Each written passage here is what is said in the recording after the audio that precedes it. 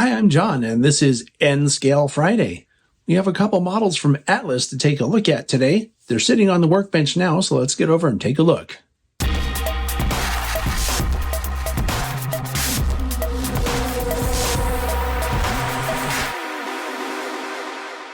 All right, so here's what we're looking at today. This is actually a pair of 90-ton hoppers. These come from Atlas, and they're in Atlas's Trainman series. Looking at the Atlas website, I see that they have an undecorated version of this that goes for $15.95 MSRP, and the decorated versions like these go for $20.95. Again, MSRP, so if you shop around, you'll find them for less. And looking at the website, it seems that they have a very good variety of road names and road numbers, so I'd definitely recommend going to the Atlas website to see if they have what you're looking for. So since we have two of these to look at, we'll do a fairly in-depth look at one and then kind of skim over the other because they're basically the same model, just with different paint schemes. And looking at the paint on here, you can see it's pretty well done. The markings are crisp and the black paint covers very well, so as to not obscure any details or anything like that. The printing is mostly legible. I wasn't able to make out the smallest stuff, like what's in here, with my magnifying visor. But generally speaking, it's N-scale, so from normal viewing distances, it'll look fine.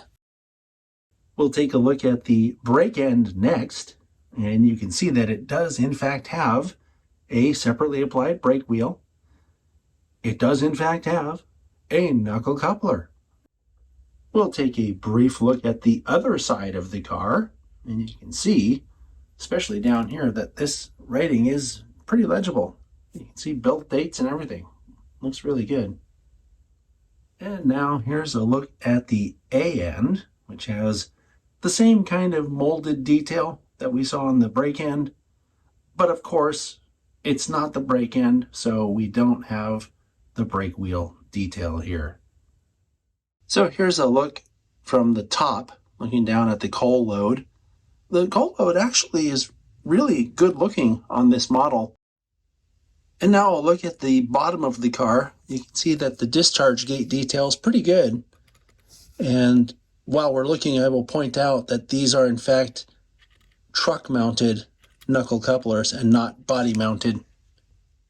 I've pulled the switcheroo on you, and we're looking at the Rio Grande model now. You can see it's the same thing. Truck mounted knuckles, reasonably good discharge gate detail.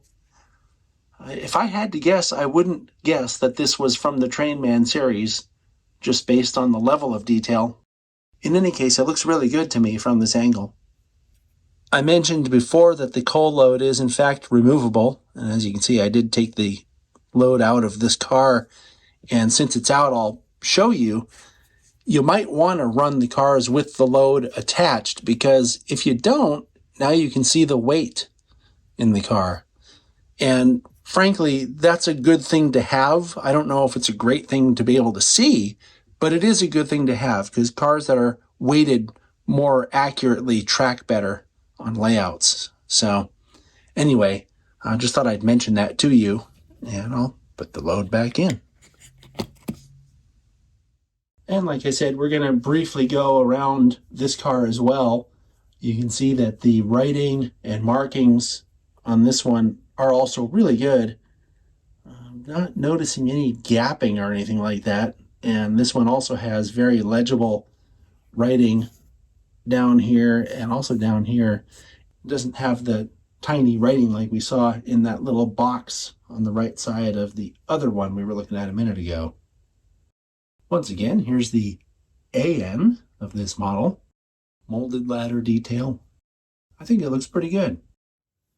And now here's the brake end of the Rio Grande model. This is another solid release from Atlas. They have enough road names and road numbers to keep it interesting, and I think the coal loads look especially good in these models. So good job, Atlas. I'll see you next time.